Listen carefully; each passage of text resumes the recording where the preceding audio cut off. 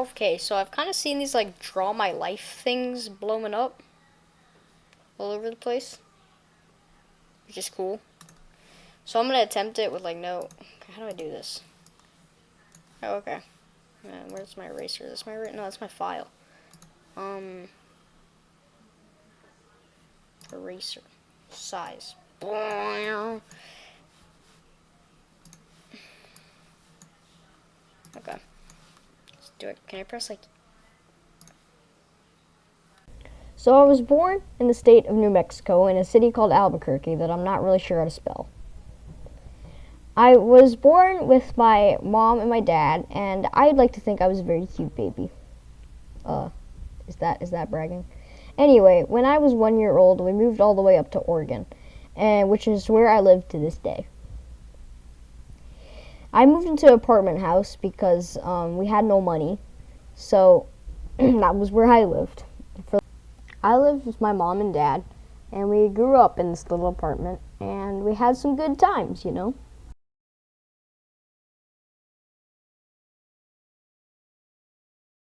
And then my mom got pregnant with my little brother, who we'll just call Monkey, because, yeah. Anyway, so he was born, and he was not as cute as me, alright? And of course, me being the older brother, I had to kind of push him around because, like, that's what I'm supposed to do. Otherwise, he would never grow up and nothing would ever come of him. And I was always at the top of the totem pole, and he was always at the bottom. Of course, there was only 2 people at the totem pole, so it made sense. After a while, our apartment got too small, so we moved into our very first house. It wasn't huge, it was just a 1-story, but it was still cool at the time. It was big enough to hold the 4 of us in our family. It was around this time that I had to go to a place called school. And let's just say I was not the biggest fan of getting up early to go to so-called school. I met this kid named Alistair who was a year older than me, and we used to race a lot. But because he was older than me and taller than me, he was always faster than me. And I never really liked that. We were the 2 fastest kids in our school, and even though people these days will tell me that that title meant nothing, it was still cool at the time. I wasn't competitive back then, so I didn't really care. I guess I got accepted to some sort of like prestigious preschool or something. I don't really know, but I had to say goodbye to Alistair as I went to my new preschool on the other side of town. So I went to my new and improved prestigious preschool, and I did not like it there as much because it was a new experience and I was young, so that's how life worked. And I was always that kid who would not let go of my mom when I had to go to preschool. I definitely don't like that looking back at it, but it is what it is.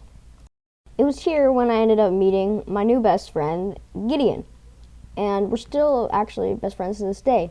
So, 8 years later, you know, a lot can happen. I don't really remember too much from preschool, so that's kind of just blank, but let's move on to when I had to go to elementary school, aka the big school.